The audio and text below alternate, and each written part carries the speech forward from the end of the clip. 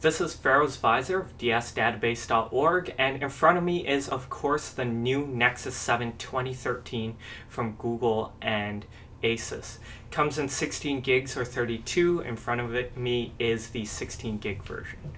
So we can see that the box is very similar to the original Nexus 7, new splash of blue instead. In the back, there's not a whole lot of information. Just indicates that this is a 16 gig Wi-Fi edition, and there is an LTE and 32 gig options out there. So inside the box, I suspect there's not a whole lot at $229 in the States, excuse me, and $249 in Canada. There probably isn't a whole lot of gear in there.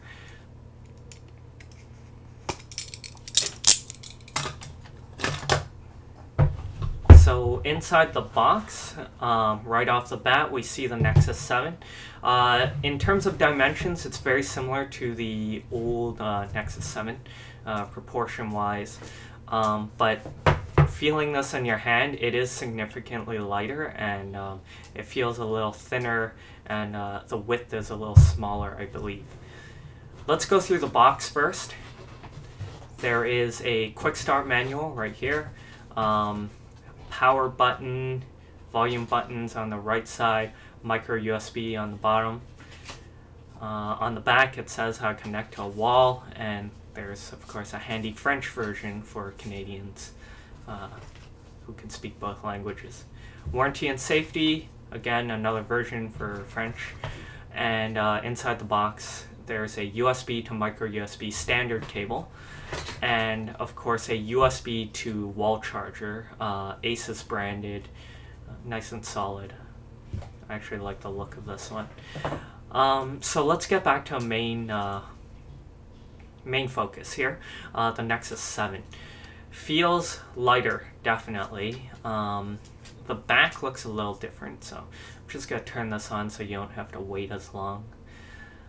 I will be doing a video review a little later on, so I'm probably not going to run through a whole lot of things in this video. So on the back, immediately we notice that the pattern on the back is no longer textured, it's smooth, and I suspect that moisture is going to show itself pretty easily. I do like the Nexus logo, it's beautiful and it feels very good in your hands. The screen looks pretty good. Just excuse me one moment while I type in a password.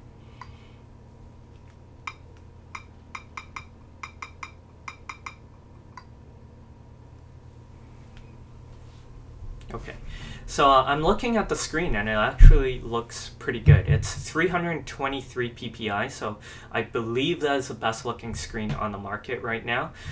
Viewing angles look pretty good. Of course, they pumped up the brightness for, I guess, first impressions, but it does look very good. Oh, and here we see the moisture showing itself. Nexus on the back, Asus logo. There is a back-facing camera and two stereo speakers, surround sound speakers on the back, unfortunately. Front, of course, there's a 7-inch screen. There's a front-facing camera, and I'm not quite sure, is that smudge at the bottom? It looks like maybe a light sensor, I'm not quite sure what that is. But overall, the device feels very good in your hands. It feels like they made it a little less wide, so it's an easier grip. Of course, there's the addition of the back camera as well. It feels very solid, just like the old Nexus 7, so they didn't lose that kind of premium feel to it yet. So I'm just waiting here. It seems to be updating the device. I'll go through a few specs. It does have a 5-megapixel rear-facing camera, 9-hour battery life with wireless charging if you buy the charger.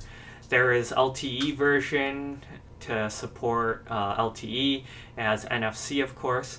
A Snapdragon S4 Pro 1.5 gigahertz processor, so it is quite speedy for your money, and 2 gigs RAM.